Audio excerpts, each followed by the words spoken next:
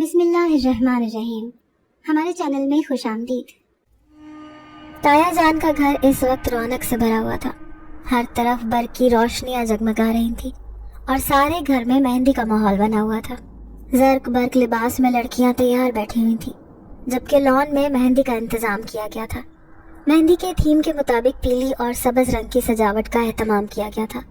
گیندے کے پھول سارے گھر کو خوشنما بنا رہے تھے اور میں اس وقت مہندی کے تھال سجانے میں مصروف تھی۔ تایا کے بیٹے ارسل کی شادی تھی اور آج مہندی کا فنکشن تھا۔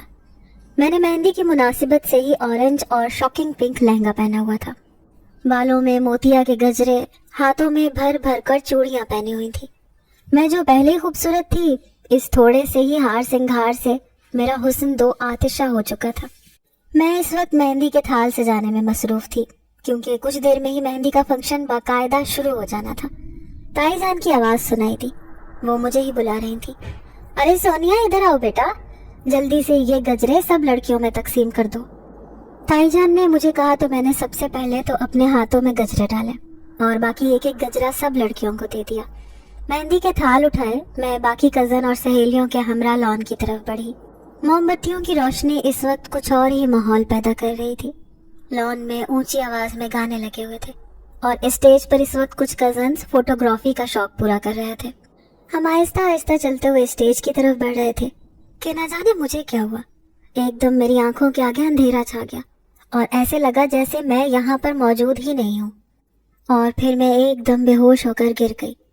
میرا نام سونیا ہے، میں اپنے تایا تائی کے ساتھ ہی ان کے گھر پر رہتی ہوں۔ میرے ابو کا انتقال کافی عرصہ پہلے ہی ہو گیا تھا، تو اماں مجھے لے کر ماموں کے گھر چلی گئی، کیونکہ وہ یہاں پر ابا کے بغیر رہنا نہیں چاہتی تھی۔ یہاں پر ہر کونے سے ابا کی یاد لپٹی ہوئی تھی اور اماں کے لیے اس طرح وقت گزارنا مشکل ہو رہا تھا۔ نانی نے بھی اماں کو یہاں پر اکیلا نہیں رہنے دیا، اور یوں اماں کی عدت پوری ہوتے ہی میں اور اماں اپنا سامان اٹھا کر ماموں کے گھر چلے گئے۔ میری عمر اس وقت صرف 4 سال تھی۔ کچھ عرصہ ہی وہاں پر گزرا کہ مامی کو میرا اور امی کا وجود دکھنے لگا۔ وہ آتے جاتے ہم پر طنز کرتی، باتوں باتوں میں ہمیں خرچہ جتاتی، مہنگائی کا رونا روتی، یہاں تک کہ مجھے کھانے پینے کو نہیں دیتی۔ میں اگر کچھ کھانے کو مانگ لیتی تو اتنی بری طرح گھورتی کہ میں دوبارہ اس چیز کی طلب بھی نہ کرتی۔ اماں یہ سب کچھ دیکھ رہی تھی اور وہ خون کے آنسو پینے پر مجبور تھی۔ ماموں سے کس منہ سے شکایت کرتی، کیونکہ ماموں تو پہلے ہی اماں سے یہ کہہ رہے تھے کہ تمہیں یہاں پر آنا ہی نہیں چاہیے تھا، وہیں پر اپنے گھر پر رہتی، تمہارا وہاں پر حق تھا۔ لیکن اماں تو نانی کے مجبور کرنے پر آ گئی تھی، اور اب نانی بھی اماں سے یہی کہتی تھی کہ تم واپس چلی جاؤ، یہاں پر تمہارا کوئی نہیں۔ لیکن اماں کس منہ سے واپس آتی، کیا بتاتی کہ ان کے اپنے بھائی نے انہیں اپنے گھر میں رکھنا گوارا نہیں کیا۔ اماں دل میں کڑتی رہتی۔ 2 سال اسی طرح گزر گئے، میری عمر 6 سال کی ہو گئی۔ وہ دل ہی دل میں کڑنا اماں کی جان لے گیا۔ اندر ہی اندر نہ جانے ابا کا دکھ کھا گیا یا مامی کا رویہ۔ اماں ایک رات ہارٹ اٹیک سے انتقال کر گئی۔ ابا پہلے چلا گیا اور اب اماں بھی چلی گئی۔ میری تو دنیا ہی اندھیر ہو گئی تھی۔ ماموں اب مجھے بہت پیار جتاتے تھے، مجھے اچھا نہیں لگتا تھا۔ اماں کی فوتگی پر تایا تائی بھی آئے تھے، میں نے ان کے ساتھ جانے کا فیصلہ کر لیا۔ ماموں اور نانی نے مجھے بہت روکنے کی کوشش کی، لیکن میں نے ان کی بات نہیں مانی اور تایا تائی کے ساتھ آ گئی۔ وہ دن اور آج کا دن میں دوبارہ پلٹ کر نانی کے پاس نہیں گئی۔ کبھی کبھار سال 6 مہینے میں نانی مجھ سے ملنے آ جاتی ہیں، لیکن میرا اس گھر میں جانے کا دل ہی نہیں کرتا جس میں میری ماں نے اتنے مشکل بھرے دن گزارے تھے۔ تایا کا گھر بہت بڑا تھا، آگے لان بنا ہوا تھا، جبکہ پیچھے ترتیب سے کمرے بنے ہوئے تھے۔ اچھے وقت میں یہ گھر دادا نے بنوایا تھا اور وراثتی طور پر ابا اور تایا کا ہی تھا، لیکن ابا کے انتقال کے باعث اب تایا ہی ہر چیز کے مالک اور مختار تھے، تو اب یہ انہی پر منحصر کرتا تھا کہ وہ مجھے حصہ دیتے یا نہیں۔ لیکن مجھے اس چیز کا لالچ نہیں تھا، میں تو تایا اور تائی کی محبت میں یہاں پر رہ رہی تھی، اور کچھ میں نانی اور ماموں سے باغی ہو گئی تھی۔ اسی وجہ سے میں نے ان کے ساتھ رہنے کو ترجیح دی۔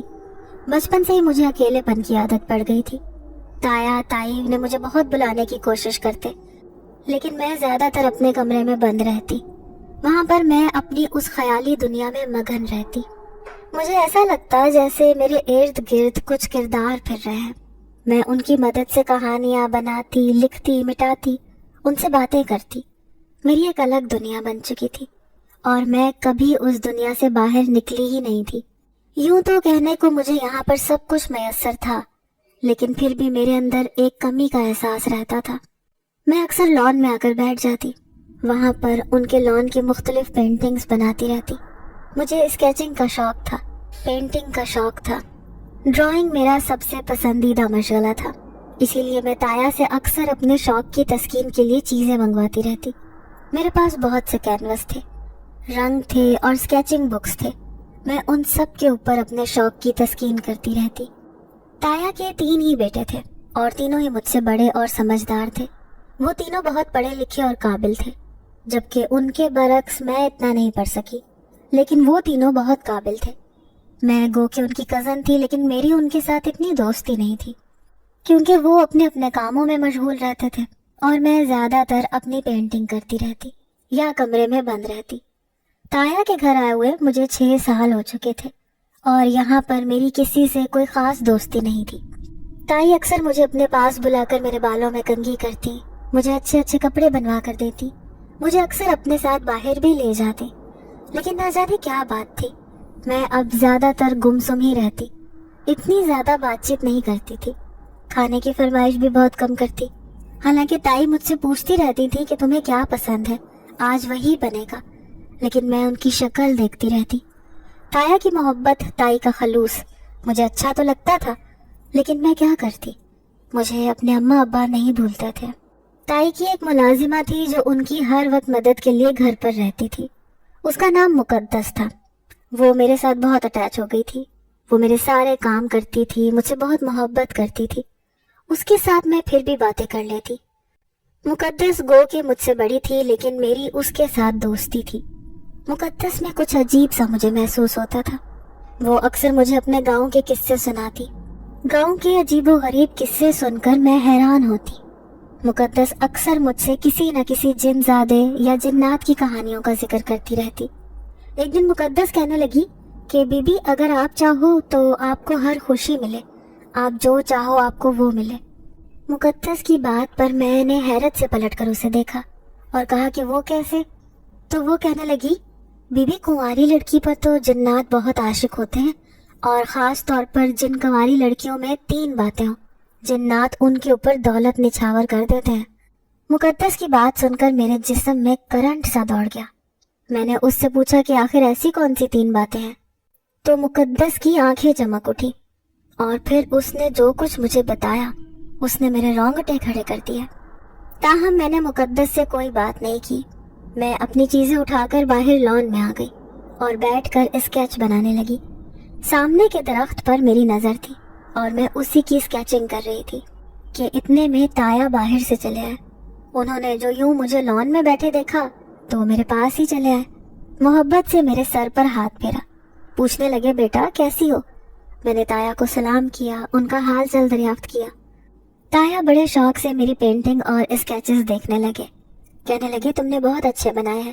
مجھے تو امید نہیں تھی کہ میری بیٹی اتنی اچھی آرٹسٹ ہے. لیکن پھر ایک دم تایا تصویریں دیکھتے دیکھتے چونک اٹھے اور پھر انہوں نے سارے اسکیچز دیکھے. کبھی مجھے دیکھتے، کبھی سامنے موجود درخت کو دیکھتے اور کبھی اسکیچ کو دیکھتے. مجھے تو معلوم نہیں تھا کہ تایا اس طرح کیوں کر رہے تھے. اس میں کچھ ایسا تھا جو تایا کو چونکا رہا تھا. لیکن بہرحال وہ سب تصویریں دیکھ کر تایا نے کہا کہ تم نے اس درخت کی تصویر بنائی ہے؟ میں نے کہا جی. ایک جگہ پر ہاتھ رکھ کر انہوں نے کہا کہ یہ کہاں پر ہے؟ میں نے کہا ادھر دیکھیں، سامنے ہی تو بیٹھا ہوا ہے. تایا کے چہرے کا رنگ زرد پڑ گیا. وہ کہنے لگے یہ کیسی باتیں کر رہی ہو، سامنے تو کچھ بھی نہیں ہے، درخت خالی ہے. لیکن میں نے تایا سے کہا کہ آپ کو نظر نہیں آ رہا، شاید آپ نے اینک نہیں لگائی، وہ سامنے ہی بیٹھا ہوا ہے. لیکن تایا انتہائی خوف زدہ پریشان ہوتے ہوئے اٹھ کھڑے ہوئے اور پھر مجھے اندر چلنے کے لیے کہا. تایا کچھ پرسوچ نگاہوں سے بار بار اس طرف دیکھ رہے تھے. اندر آ کر تایا نے کوئی بات نہیں کی، مجھے کمرے میں جانے کا کہہ دیا اور خود تائی کے پاس چلے آئے. نہ جانے تائی کے ساتھ ان کی کیا بات ہوئی کیونکہ اگلے دن تائی نے بھی مجھے لان میں جانے سے منع کر دیا۔ تائی نے بھی میری اسکیچ بک منگوا کر دیکھی اور پھر ان کو بھی اس بات کی تصدیق ہو گئی کہ وہاں پر کچھ ایسا ہے جو مجھے دکھائی دے رہا ہے۔ مجھے سمجھ نہیں آ رہی تھی کہ تایا اور تائی آخر پریشان کیوں ہو گئے تھے، کیونکہ وہ تو میرے ساتھ روز باتیں کرتا تھا، روز مجھے اپنے ہونے کا احساس دلاتا تھا۔ میں جب بھی لان میں بیٹھتی اسی وقت میرے پاس آ کر بیٹھ جاتا، لیکن تایا اور تائی کو میں یہ بات سمجھا نہیں سکتی تھی کہ وہ میرا دوست ہے اور میرا خیر خواہ ہے۔ مجھے نہیں معلوم کہ میری اور اس کی دوستی کا آغاز کیسے ہوا تھا، لیکن جب میں تایا تائی کے گھر آئی اور بہت اداس رہتی تھی، اماں کی اچانک موت اور ماموں اور نانی کے رویے نے مجھے عجیب سی خود ترسی اور احساس کمتری میں مبتلا کر دیا تھا۔ میں تایا تائی کو بھی سمجھ نہیں سکی تھی، ان کی محبت بھی مجھے اصلی نہیں لگتی تھی، تو میں لان میں آ کر بیٹھ جاتی اور رونے لگتی، اور پھر روتے روتے ایک دن نہ جانے کس وقت وہ میرے پاس آ کر بیٹھ جاتا، میرے کندھے پر ہاتھ رکھ کر مجھے دلاسا دیتا۔ اس کے ہونے کی تسلی مجھے ایک دم پرسکون کر دیتی۔ وہ اس انداز میں مجھے دلاسا دیتا کہ میں اپنا دکھ بھول جاتی۔ آہستہ آہستہ میری اس سے دوستی ہوتی گئی۔ اب وہ اکثر ہی میرے ساتھ آ کر بیٹھ کر باتیں کرتا۔ میں نے اپنی اور اس کی دوستی کا ذکر کسی سے بھی نہیں کیا تھا، کیونکہ میں نہیں چاہتی تھی کہ کوئی ہمیں غلط نگاہوں سے دیکھے، اور اب تایا کو اس کے بارے میں معلوم ہو گیا تھا۔ تایا نہ جانے کیا سمجھے جو اتنا غصہ کیا، اور تائی نے پھر مجھے لان میں جانے سے منع کر دیا۔ ان کا کہنا تھا کہ تمہارے تایا نے سختی سے منع کیا ہے کہ تم لان میں نہیں جاؤ گی، لیکن میں کیا کرتی؟ میں جتنی پرسکون وہاں بیٹھ کر ہوتی تھی کہیں پر بھی نہیں ہوتی تھی۔ اور پھر میں نے مقدس سے کہا کہ مجھے لان میں جانا ہے، جب تائی اپنے کمرے میں چلی جائیں تو مجھے بتا دینا۔ پھر ایسا ہی ہوا، جیسے ہی تائی اپنے کمرے میں گئی مقدس نے مجھے بتا دیا۔ میں لان میں چلی گئی اور وہ وہیں پر بیٹھا ہوا تھا۔ مجھے دیکھ کر وہ کہنے لگا کہ آخر تم نے اتنی دیر کیوں لگا دی؟ تم بہت دیر سے آئی ہو۔ اس نے بےتابی سے پوچھا تھا۔ میں نے کہا میں بہت مشکل سے آئی ہوں، تایا نے لان میں آنے پر پابندی لگا دی ہے، اس لیے جیسے ہی تائی اپنے کمرے میں گئی میں یہاں پر چلی آئی۔ میں نے اسے کہا اور پھر ہم بیٹھ کر باتیں کرنے لگے۔ اتنے میں مجھے وقت گزرنے کا احساس ہی نہیں ہوا۔ وہ تو تب پتا چلا جب تایا سر پر موجود تھے۔ مجھے دیکھ کر کہنے لگے، بیٹا تم کس سے باتیں کر رہی تھی؟ تو میں نے تایا کی طرف دیکھ کر کہا، میں اپنے دوست سے بات کر رہی تھی۔ تایا حیران رہ گئے، خوف زدہ نگاہوں سے میرے ساتھ موجود جگہ پر دیکھا۔ وہ وہیں پر بیٹھا مسکراتا ہوا مجھے دیکھ رہا تھا، لیکن تایا نہ جانے کیوں پریشان اور خوف زدہ تھے۔ مجھے لے کر اندر آ گئے، کہنے لگے جب میں نے تمہیں منع کیا ہے کہ تم لان میں نہیں نکلو گی تو پھر تم کیوں باہر گئی؟ اب آئندہ احتیاط کرنا۔ تایا نے مجھے پھر بھی زیادہ سختی سے نہیں ڈانٹا، لیکن مجھے برا لگا۔ میں اپنے کمرے میں آ کر پھوٹ پھوٹ کر رونے لگی، کیونکہ مجھے اماں ابا یاد آ گئے تھے۔ میں اسی طرح بھوکی سو گئی۔ مجھے نہیں پتا کہ رات کو مجھے کمرے میں دیکھنے کوئی آیا یا نہیں، مجھے اس بات کی خبر نہیں۔ چونکہ اب سردیوں کی چھٹیاں آ چکی تھیں اور تایا بھی ایک ہفتے کے لیے فارغ تھے، تو سب نے سوچا کہ سیر کرنے کے لیے مری اور دوسرے علاقہ جات میں جایا جائے۔ اسی لیے تایا، تائی اور ہم سب تیار ہو کر مری کے لیے نکل کھڑے ہوئے۔ یوں تو تایا ہر سال ہی ہمیں کہیں نہ کہیں لے کر جاتے تھے، لیکن ایسا پہلی بار تھا کہ مری کی برف باری دیکھنے ہم سب اکٹھے جا رہے تھے۔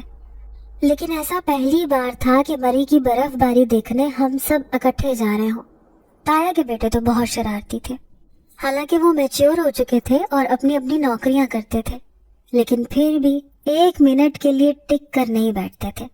سارا راستہ انہوں نے خوب رونق لگائے رکھی۔ میں نے بھی ان کے ساتھ بہت انجوائے کیا۔ تینوں بہت اچھی نیچر کے مالک تھے۔ مری پہنچ کر ہم نے ایک ہوٹل میں قیام کیا۔ یہاں پر کافی سردی تھی، لیکن بہت مزہ آ رہا تھا۔ میں پہلے بھی مری آ چکی تھی، لیکن برف باری دیکھنے کا اتفاق نہیں ہوا تھا، اور اب جب کہ آئی تو دل میں یہی دعا کر رہی تھی کہ اس بار برف باری ہو ہی جائے اور میں برف باری دیکھ کر ہی جاؤں۔ یہی وجہ تھی کہ میں زیادہ وقت ٹیرس میں کھڑی رہتی۔ یہاں پر چونکہ سردی کافی تھی اور بارش بھی ہوتی رہتی، اسی لیے مقامی لوگوں کا کہنا تھا کہ اب برف باری ایک آدھ دن میں ہو جائے گی، اور ویسے بھی موسم کے مطابق بھی برف باری متوقع تھی، اور میرا انتظار بڑھتا ہی جا رہا تھا۔ تایا اور تائی تو یہاں آ کر کمرے تک ہی محدود ہو کر رہ گئے تھے، کیونکہ دونوں کو ہی شدید بخار ہو گیا تھا۔ اور وہ اب اپنے کمرے سے ہی نہ نکلتے تھے، جبکہ میں انہیں بتا کر باہر نکل آتی، سڑک پر ادھر ادھر گھومتی پھرتی رہتی۔ وہ تینوں بھائی بھی نہ جانے کدھر کدھر نکل جاتے، اکثر میرے ساتھ آ جاتے، ورنہ وہ اپنا انجوائے کرتے اور میں اپنا نکل جاتی۔ آج بھی کچھ ایسا ہی ہوا تھا۔ میں شام کے وقت مال روڈ کی سیر کے لیے نکل آئی، جی پی او چوک تک پہنچ گئی کہ اچانک برف باری شروع ہو گئی۔ برف کے چھوٹے چھوٹے روئے زمین پر گرتے دیکھنا میری ایک بہت بڑی خواہش تھی، اور میں تو برستی ہوئی برف کو دیکھ کر خوش ہو رہی تھی۔ میں بھی وہاں پر ایک طرف کھڑی ہو گئی، کچھ برف میرے اوپر گر رہی تھی، کچھ نیچے۔ دیکھتے ہی دیکھتے سارے مری نے سفید چادر اوڑھ لی، جدھر دیکھو سفیدی ہی سفیدی نظر آ رہی تھی۔ میں بہت شوق اور اشتیاق سے یہ سب کچھ دیکھ رہی تھی۔ ابھی بھی برف باری ہو رہی تھی اور ایسا لگ رہا تھا کہ جیسے کافی دیر تک ہوتی رہے گی۔ میں وہیں پر بیٹھی اسے دیکھتی رہی۔ مجھے بھول ہی گیا تھا کہ مجھے گھر پر جانا ہے۔ تایا تائی انتظار کر رہے ہوں گے، وہ پریشان ہوں گے۔ مجھے ہوٹل سے نکلے ہوئے بہت وقت ہو چکا تھا، لیکن میں ابھی واپس جانے کے موڈ میں نہیں تھی۔ اور پھر جیسے ہی رات گہری ہونے لگی تو مجھے واپسی کا خیال آیا۔ اب تک کافی برف پڑ چکی تھی اور سارا راستہ برف سے ڈھکا ہوا تھا۔ میں نے چونکہ بند جوتے پہنے تھے، لیکن پھر بھی برف پر پیر رکھتے ہی سردی کا ایک شدید احساس پورے جسم میں ہوا۔ میں آہستہ آہستہ قدم اٹھاتی ہوئی چلتی جا رہی تھی۔ سارے مری نے سفید چادر اوڑھ لی تھی اور مجھے راستے کا اندازہ نہیں ہو پا رہا تھا۔ میں جیسے ہی پاؤں رکھتی، میرا پاؤں کئی انچ اندر دھنس جاتا۔ برف کی وجہ سے میرا بیلنس بار بار خراب ہو رہا تھا، لیکن پھر بھی میں آگے بڑھتی جا رہی تھی۔ ابھی ہوٹل کچھ دور ہی تھا کہ اچانک ایک جگہ میرا پیر سلپ ہوا اور میں کئی فٹ نیچے جا کر گر گئی۔ میرے سر پر چوٹ آئی اور میں وہیں پر بے ہوش ہو گئی۔ مجھے کوئی ہوش نہ رہا، نہ جانے کس وقت میری آنکھ کھلی۔ میں ہوش کی دنیا میں واپس آئی تو مجھے پھر صرف اندھیرا محسوس ہو رہا تھا۔ ایسے لگ رہا تھا جیسے میں کسی اندھیری جگہ پر موجود ہوں، لیکن وہ جگہ بہت ٹھنڈی تھی۔ سردی کا احساس میرے جسم میں تھا اور ایسے لگ رہا تھا جیسے سردی کی وجہ سے جسم اکڑ گیا ہو۔ میں ہوش میں آتے ہی آنکھیں پھاڑ کر دیکھنے کی کوشش کر رہی تھی، لیکن مجھے کچھ سمجھ نہیں آ رہی تھی کہ میں کہاں ہوں۔ اندھیرے کے باعث کچھ محسوس نہیں ہو رہا تھا، اور دوسرا سردی نے رگوں کے اندر خون جمانا شروع کر دیا تھا۔ مجھے ایسے لگ رہا تھا جیسے میں مرنے والی ہوں یا پھر مر گئی ہوں، لیکن نہیں، ابھی مجھے ٹھنڈ کا احساس ہو رہا تھا، مجھے اندھیرے کا احساس ہو رہا تھا۔ اس کا مطلب ابھی میں زندہ تھی۔ میں نے اپنے ہاتھ پیر چلانا شروع کیے، لیکن ٹھنڈ کی وجہ سے وہ اکڑ چکے تھے، مجھ سے وہ ہلائے بھی نہیں جا رہے تھے۔ اس وقت شدید خوف زدہ تھی، کسی کو مدد کے لیے پکارنا چاہتی تھی، لیکن میری تو آواز بھی نہیں نکل رہی تھی۔ میری آنکھوں سے آنسو بہنے لگے۔ میں دل ہی دل میں کسی کو مدد کے لیے پکار رہی تھی۔ نہ جانے کتنا وقت اسی طرح برف میں دھنسے ہوئے گزر گیا۔ لمحہ بہ لمحہ مجھے موت قریب محسوس ہو رہی تھی۔ میری آنکھوں کے سامنے اماں، ابا، تایا، تائی کے چہرے گھوم رہے تھے کہ اچانک مجھے اپنے قریب ایک آہٹ سی محسوس ہوئی، اور پھر کسی نے اگلے ہی لمحے میرا ہاتھ پکڑ کر مجھے باہر کھینچ لیا۔ برف سے باہر نکلتے ہی چند لمحے تو مجھے کچھ نظر نہیں آیا، اور میں اپنے پیروں پر اپنا توازن بھی برقرار نہ رکھ سکی۔ قریب تھا کہ میں گر ہی جاتی۔ انہی مہربان ہاتھوں نے مجھے دوبارہ تھام لیا اور پھر میں بے ہوش ہو کر گر گئی۔ لیکن گرنے سے پہلے میں نے دیکھ لیا تھا کہ یہ وہی میرا دوست ہے، تایا کے گھر والا۔ اور پھر جب مجھے ہوش آیا تو میں ہوٹل میں اپنے کمرے میں موجود تھی، اور تایا تائی پریشانی سے میرے ارد گرد بیٹھے ہوئے تھے، جبکہ ان کے تینوں بیٹے بھی کمرے میں موجود تھے اور پریشان شکل بنائے ہوئے تھے۔ میرے اوپر اس وقت 3 کمبل ڈالے ہوئے تھے، لیکن پھر بھی میرے جسم میں جو ٹھنڈ کا احساس تھا وہ ختم نہیں ہو رہا تھا۔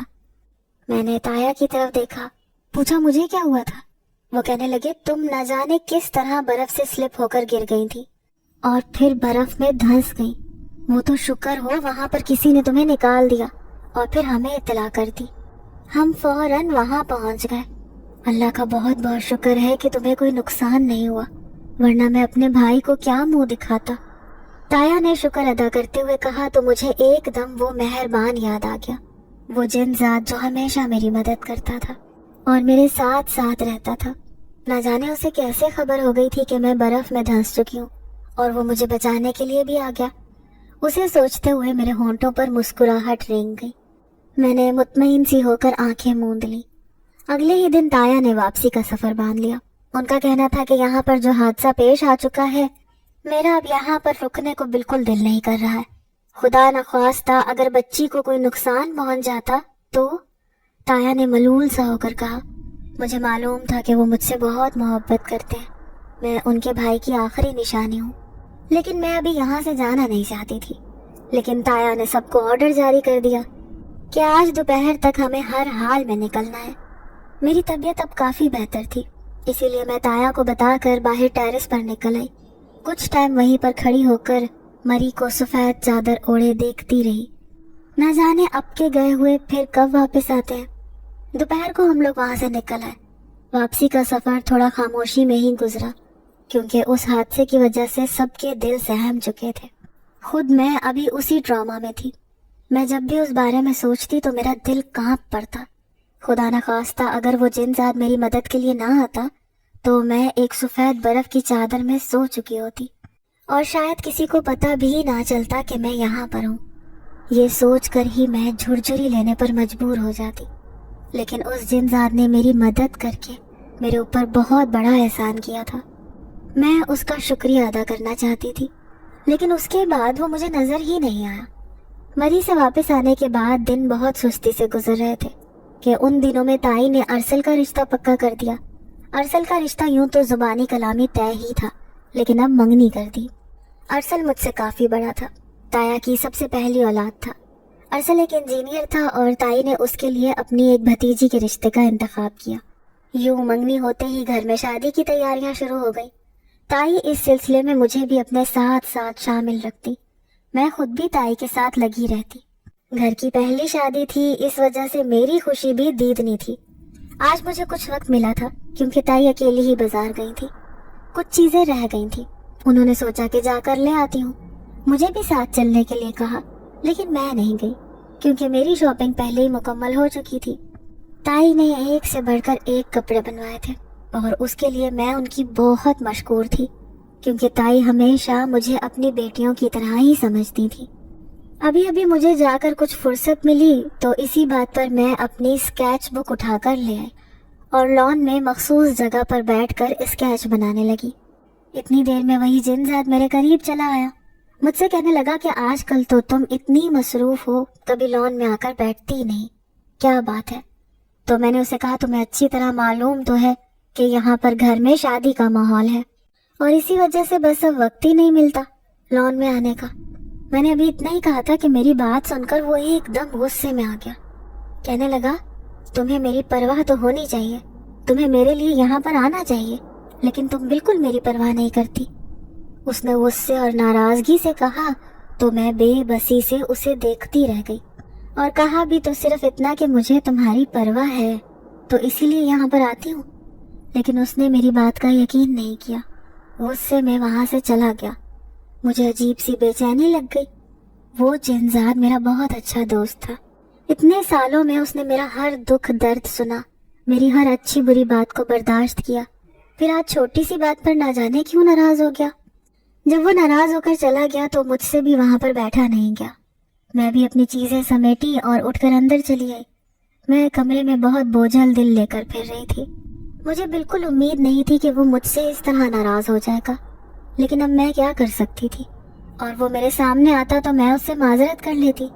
इसी असना में ताई जान वापस आ गई और घर में वो मुझे अपनी शॉपिंग दिखाने लगी। मैं भी उसमें मसरूफ हो गई। वक्ती तौर पर मैं उस जिनजात के बारे में बिल्कुल भूल गई। अब मेहंदी का फंक्शन आज था और सुबह से घर में रौनक लगी हुई थी। मैंने भी अपनी तैयारियों में कोई कसर नहीं छोड़ी थी। बड़े दिल से तैयार होकर मैं मेहंदी में शामिल हो रही थी। ताई जान ने मेरे ऊपर सारी जिम्मेदारियां डाली हुई थी जो एक बहन को अदा करनी होती हैं। जैसे ही मैंने थाल लेकर चलना शुरू किया, लेकिन न जाने क्या हुआ, मेरी आंखों के आगे अंधेरा आ गया और फिर मैं किसी वक्त बेहोश होकर गिर गई। उसके बाद मुझे कुछ खबर नहीं रही। जब मुझे होश आया तो सब मेरे इर्द गिर्द मौजूद थे, लेकिन मेरा सर इतना दर्द कर रहा था कि मुझसे उठा भी नहीं जा रहा था। मैंने उठने की कोशिश की तो चक्कर आने लग गए। मैं दोबारा अपना सर बिस्तर पर डाल दिया। ताया और ताई परेशानी से मेरे करीब बैठे हुए थे। ताई ने जो मुझे उठते देखा तो पूछने लगी कि बेटा कैसी तबीयत है। मैं कुछ देर उन्हें देखती रही, फिर उनसे पूछा कि मुझे क्या हुआ था। कहने लगी तुम बेहोश होकर गिर गई थी और हम सब तो बहुत परेशान हो गए थे। डॉक्टर को बुलवाया तो उसने कहा कि शायद परेशानी और कमजोरी की वजह से तुम बेहोश हो गई हो, लेकिन तुम सारी रात बेहोश रही हो और अब तुम्हें तकरीबन 12 घंटों के बाद होश आया है। ताई ने बताया तो मैं खुद सुनकर हैरान रह गई। मुझे अंदाजा नहीं था कि इतना वक्त गुजर गया। ताई जान से मैंने मेहंदी के बारे में पूछा। हमने मेहमानों को खाना खिलाकर रुखसत कर दिया था और अब आज तुम ठीक हो जाओ, भाई की शादी में बीमार रहोगी क्या? ताई जान ने हल्के फुल्के से अंदाज में कहा तो मैं मुस्कुरा दी, लेकिन इस वक्त मुझे कुछ भी करने को दिल नहीं कर रहा था। सब कमरे से निकल गए तो मैं सोचने लगी कि आखिर मुझे हुआ क्या था। मैं जब थाल लेकर लॉन की तरफ बढ़ रही थी तो मेरी निगाह उसी दरख्त पर पड़ी थी जिस पर मेरा दोस्त रहता था, लेकिन अभी वो वहां पर मौजूद ना था और फिर एकदम वो मेरे सामने आकर खड़ा हो गया। मैं उसे देखकर मुस्कुरा दी, लेकिन न जाने क्या हुआ, वो कहीं गायब हो गया और इसके बाद मैं बेहोश होकर गिर गई। और अब जब मुझे होश आया तो 12 घंटे गुजर चुके थे। मैं बहुत परेशान थी। अल्लाह जाने मेरे इस तरह बेहोश होने से उस जिन जात का क्या ताल्लुक था। आज चूंकि बारात का फंक्शन था, लेकिन मैं फिर भी बड़ी बेदिली से तैयार हुई। जितनी शादी की खुशी थी और जितना मुझे इस दिन का इंतजार था, वो सब उस जिन जात की वजह से खत्म हो गया था। लेकिन फिर भी चूंकि असल भाई की शादी थी, इसीलिए मुझे तैयार होकर जाना तो था ही। लिहाजा मैंने जल्दी से कपड़े पहनकर हल्का फुल्का तैयार होकर मैं बारात के लिए निकल आई। लेकिन वहां पर भी मेरी तबीयत काफी बेचैन रही। मैंने ज्यादा रस्मों में हिस्सा नहीं लिया और एक तरफ ही बैठी रही। ताई जान मुझे बार बार बुलाती रही, लेकिन मैं ज्यादा आगे नहीं हुई। इसी दौरान मुझे वहां पर वही जिनजात नजर आया। वो बारात में ही शामिल था और एक तरफ खड़ा मुझे ही देख रहा था। पहली बार उसे देखकर मुझे खौफ का एहसास हुआ और मेरे हाथों पैरों में पसीना आने लग गया। रंगत जर्द पड़ गई। इतने में मुकद्दस मेरे पास चली आई। कहने लगी बाजी आपको क्या हुआ है? लेकिन मैं खाली खाली नजरों से उसे देखती रही। इतने में वो जिनजात वहां से गायब हो चुका था। मैंने मुकद्दस से कहा मुकद्दस मेरी तबीयत खराब हो रही है। मुझे वही जिनजात दोबारा नजर आया है।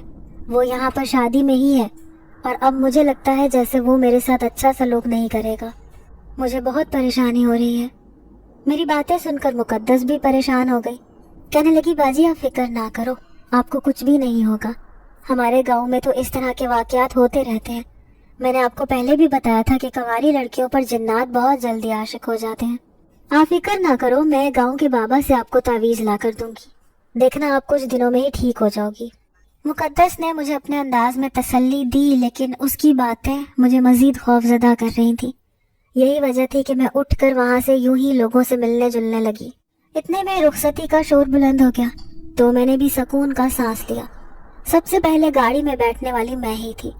घर आकर भी मैं अपने कमरे में बंद हो गई।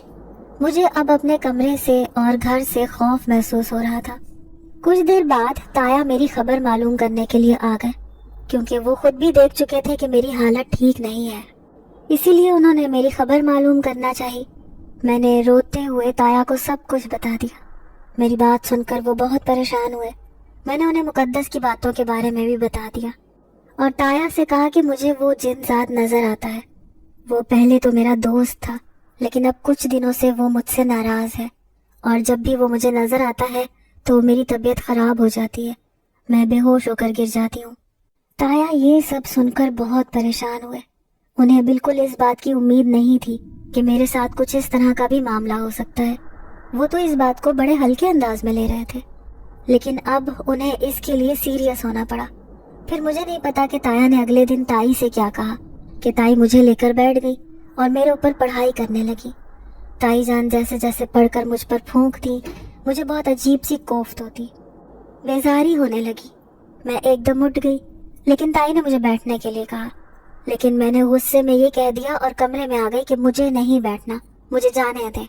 ना जाने मेरा रवैया इतना सख्त कैसे हो गया, मुझे मालूम नहीं, लेकिन ताई का इस तरह मेरे ऊपर पढ़ाई करना मुझे अच्छा नहीं लग रहा था।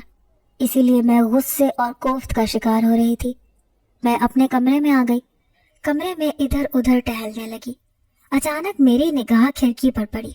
मैंने जैसे ही खिड़की खोली तो सामने उसी दरख्त पर मुझे वही जिनजात नजर आया। वो मुझे बड़ी अजीब सी नजरों से देख रहा था। मुझे एकदम खौफ महसूस हुआ। मैंने खिड़की बंद कर दी, वापस अपने बिस्तर पर आकर लेट गई। मुझे खुद पर हैरत हो रही थी कि वो जिनजात जो कभी मेरा दोस्त था, उसी से आज मुझे खौफ महसूस हो रहा था। न जाने उसकी आंखों में ऐसा क्या था जो मैं उससे खौफजदा हो रही थी। हालांकि उसने मेरी जान बचाई थी और ये उसका मुझ पर बहुत बड़ा एहसान था, लेकिन न जाने क्यों वो मुझसे खफा हो गया और अब मेरे साथ ऐसा सलूक कर रहा था कि मुझे खुद ब खुद उससे खौफ आने लग गया था। सारी रात मेरी खौफ के आलम में गुजरी। मैं बाहर खिड़की की तरफ देखती तो मुझे ऐसे लगता जैसे वो मुझे ही देख रहा है। हालांकि खिड़की बंद थी, लेकिन फिर भी उसकी निगाहों का एहसास मुझे बंद खिड़की के पार भी बखूबी महसूस हो रहा था। सुबह जब मैं कमरे से बाहर आई तो मेरी आंखें सुर्ख हुई हुई थी और चेहरा कदरे सूजा हुआ था। ताई जान ने जो मेरी हालत देखी तो पूछने लगी, क्या हुआ बेटा, नींद पूरी नहीं हुई? तो मैंने उन्हें रात वाले वाक़ये के बारे में बता दिया। वो सुनकर बहुत परेशान हुई। कहने लगी, तुम फिक्र मत करो, मैं इसका कोई इलाज करती हूँ। इस तरह तो तुम डर डर कर ही अपनी सेहत खराब कर लोगी। ताई जान ने फिक्रमंदी से कहा तो मैं चुप हो गई। न जाने ताई जान के साथ मुकद्दस की क्या बात हुई कि वो अपने गांव चली गई। शायद ताई जान ने उसे मेरी इलाज के सिलसिले में आमिल बाबा से पता करने के लिए कहा था, क्योंकि जब वो अगले दिन वापस आई तो उसके हाथ में तावीज़ों का ढेर था। उस ढेर की अलग अलग पोटलियां बनाई गई। उसके मुताबिक नहाने के लिए अलग तावीज़ थे, खाने के लिए अलग थे और पहनने के लिए अलग तावीज़ था। मैं तो इतने ज़्यादा तावीज़ देखकर ही चकरा कर रह गई थी और वो ताई जान को सब कुछ समझा रही थी। ताई जान ने मुझे समझाना शुरू कर दिया। मैं उकताहट भरी निगाहों से तावीज़ों की तरफ देख रही थी। ताई जान को जब ये महसूस हुआ कि मुझे ये सब अच्छा नहीं लग रहा तो वो मुझे समझाने बैठ गई। कहने लगी, बेटा, ये तुम्हारी ज़िंदगी और सेहत के लिए बहुत ज़रूरी है, तुम्हें ये सब कुछ ज़रूर करना होगा, वरना इस तरह वो जिन-जात तुम पर हावी रहेगा, तुम्हें तंग करता रहेगा। हम कब तक उसे बर्दाश्त करेंगे? तुम अपनी सेहत देखो, कुछ ही दिनों में कितनी मुरझा के रह गई हो, और फिर हमने तुम्हारी शादी भी तो करनी है। ऐसे कब तक चलेगा? ताई जान की बात सुनकर मैंने सर झुका दिया और मुकद्दस के लाए हुए तावीज़ों को उसी तरह इस्तेमाल करना शुरू कर दिया जिस तरह से उसने समझाया था। लेकिन उन तावीज़ों के साथ भी मुझ पर खातिर ख्वाह कोई फर्क नहीं पड़ रहा था। वो जिनजात अब भी मुझे तंग करता था। मैं अपने ही कमरे में सो नहीं सकती थी क्योंकि मुझे ऐसे लगता था जैसे वो मेरी खिड़की में खड़ा है, मुझे देख रहा है। उसकी निगाहों में अजीब सर्द सा तासुर होता था। मुझे वो बहुत खौफनाक लगता था। मैंने अब लॉन में जाना भी छोड़ दिया था। पहले तो ताया और ताई मुझे मना करते थे, लेकिन अब मैं खुद ही लॉन में नहीं जाती थी। मेरे साथ आजकल सारे मामलात ही खराब चल रहे थे, इसीलिए मैंने अब मुस्तकिल ताई के कमरे में डेरा डाल दिया। इन दिनों में ताई ने मेरा बहुत साथ दिया। बिल्कुल एक माँ की तरह उन्होंने मेरा ख्याल रखा। मुझे बिल्कुल ऐसा महसूस नहीं हुआ कि ताई मेरी माँ नहीं है। जितना इन दिनों में मैंने ताई को अपने करीब महसूस किया, किसी और को नहीं किया। अम्मा के बाद शायद ताई पहली खातून है जिनसे मुझे इतनी मोहब्बत और अपनाइयत महसूस हुई। मुकद्दस के लाए हुए तावीज़ों से इतना फ़र्क ज़रूर पड़ा कि अब मेरा खौफ कम हो गया था। वो जिनजात मुझे नज़र तो आता था, लेकिन अब वो मुझे सिर्फ घूरता रहता था और मेरे करीब आने की कोशिश करता तो शायद तावीज़ की वजह से मेरे करीब नहीं आ पाता था। लेकिन मैंने अब इस बात पर तवज्जो देनी कम कर दी थी। मैं अब 5 वक्त की नमाज पढ़ती, साथ साथ पढ़ाई भी करती रहती। मैंने अब घर के कामों में भी दिलचस्पी लेना शुरू कर दी थी। ताई की बहू की आदत बहुत अच्छी थी, इसीलिए उसके साथ खूब दोस्ती हो गई। हम दोनों मिलकर कोई न कोई नई डिश ट्राई करते रहते। ताई हमें देखकर बहुत खुश होती रहती। वो जिनजात आहिस्ता आहिस्ता मुझसे दूर होता गया और फिर एक दिन जब मैं अपने कमरे में गई तो मैंने देखा कि बिस्तर पर एक काले रंग का दुपट्टा पड़ा हुआ है। मैं बहुत हैरान हुई। उस दुपट्टे पर अजीब व गरीब नक्शो निगार बने हुए थे, जैसे कुछ लिखाई लिखी होती है। मैंने हैरत से देखा, लेकिन उस दुपट्टे को ओढ़ा नहीं और साइड पर रख दिया। मेरे लिए ये बात अजीब सी थी कि आखिर ये दुपट्टा कहाँ से आया। मैंने ताई से पूछा तो उन्हें भी उसकी खबर नहीं थी। ताई की बहू को भी इस बारे में कुछ इल्म नहीं था। मुकद्दस से पूछा तो वो दुपट्टा देखते ही खौफजदा हो गई। کہنے لگی کہ باجی یہ تو جنات کی دنیا سے آیا لگتا ہے، یہ دوپٹہ اس کے اوپر جنات کی پڑھائی لکھی ہوئی ہے، آپ کو یہ کہاں سے ملا؟ اس کی بات سن کر میں بہت زیادہ خوف زدہ ہو گئی۔ میں نے کہا کہ یہ دوپٹہ تو میرے بستر پر پڑا ہوا تھا۔ وہ کہنے لگی کہ باجی ہو نہ ہو یہ اسی جن ذات کا کام ہے، آپ ایسا کریں جتنا جلدی ہو سکتا ہے اس دوپٹے کو باہر لان میں دبا دیں، یہ نہ ہو آپ پر کوئی بڑی مصیبت آ جائے۔ میں نے مقدس کو ہی وہ دوپٹہ دبانے کے لیے دے دیا، کیونکہ خود میری تو ہمت ہی نہیں پڑ رہی تھی کہ میں لان میں جاؤں۔ لیکن اس دوپٹے کو جلانے کے بعد اسی رات وہ جن ذات میرے کمرے میں چلا آیا۔ اس کے آنے سے پہلے مجھے ایک آہٹ سی محسوس ہوئی۔ میں نے چونک کر دیکھا تو ایک ناگوار بو سارے کمرے میں پھیلی ہوئی تھی، جیسے کپڑا جلنے کی بو ہوتی ہے۔ پھر وہ میرے کمرے میں چلا آیا، کہنے لگا تم بہت اچھی لڑکی تھی، میں نے اسی لیے تم سے دوستی کی تھی، لیکن تم نے میرا خیال نہیں کیا، تمہیں ذرا میرا احساس نہیں ہے، تم مجھ سے دور ہو گئی ہو اور اب مجھ سے جان چھڑانے کے طریقے ڈھونڈتی پھرتی ہو۔ میں خود تمہیں چھوڑ کر جا رہا ہوں، میں نہیں چاہتا کہ تم میری وجہ سے پریشان رہو، اسی لیے میری طرف سے تمہیں اللہ حافظ۔ ہاں، اور وہ دوپٹہ میں نے تمہیں صرف تحفے کے لیے دیا تھا، لیکن اگر تم اسے نہیں رکھنا چاہتی تو کوئی بات نہیں ہے، تاہم اگر کبھی تم مجھے زندگی میں کسی بھی قسم کی مدد کے لیے پکارو گی تو میں بھاگا چلا آؤں گا۔ اس جن ذات کی بات سن کر میں شرمندہ بھی ہوئی اور حیرت زدہ بھی۔ وہ اپنی محبت میں اتنا سچا تھا کہ اب میری آسانی کے لیے ہی وہ مجھ سے دور جا رہا تھا۔ میں نے اسے دیکھا اور چند ہی لمحوں بعد وہ میرے کمرے سے اور گھر سے دور چلا گیا۔ اس رات مجھے ایسے لگا جیسے میں نے ایک نئی زندگی میں جنم لیا۔ صبح میں کمرے سے باہر آئی تو بہت ہلکی پھلکی تھی، میرے اندر اب ایک نئی دنیا بیدار ہو گئی تھی۔ سب سے پہلے تو تائی نے میرے اندر اس تبدیلی کو نوٹ کیا، مجھ سے پوچھنے لگی کہ کیا بات ہے، آج تو تم بہت بدلی بدلی لگ رہی ہو۔ تائی کی بات سن کر میں کھلکھلا کر ہنس دی، پھر تائی کو اس بارے میں سب کچھ بتا دیا۔ تائی نے بہت حیرت سے ساری بات سنی، کہنے لگی کہ اس کا مطلب ہے کہ وہ جن ذات واقعی تم سے محبت کرتا تھا، وہ تمہیں تنگ نہیں کرنا چاہتا تھا، اسی لیے خاموشی سے تمہاری زندگی سے نکل گیا۔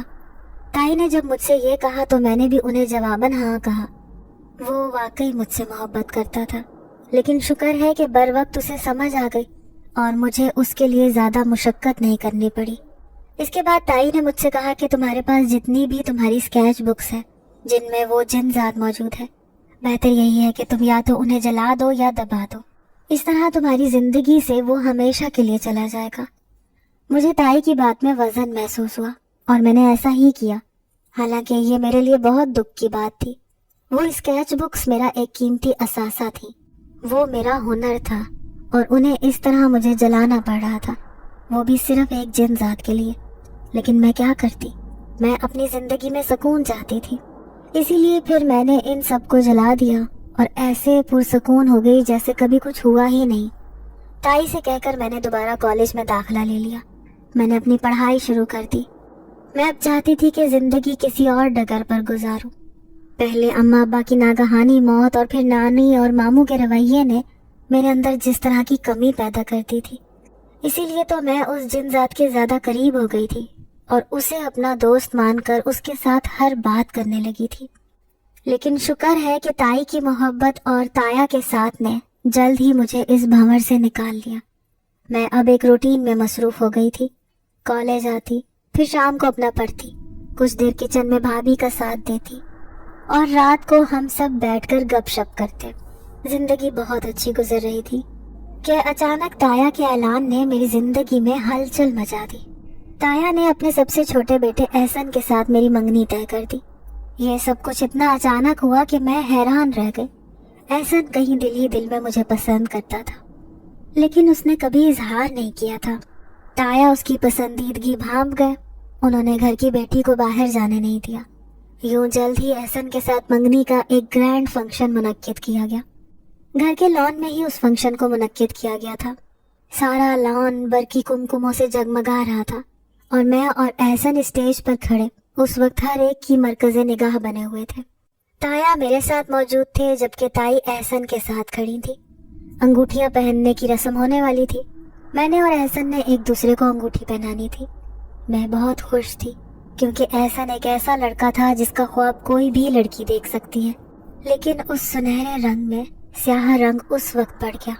جب میری نگاہ اچانک سے ہی سامنے والے درخت پر پڑی اور پھر وہاں پر اسی جن ذات کو دیکھ کر میری نگاہ ساکت رہ گئی اور رنگت زرد پڑ گئی۔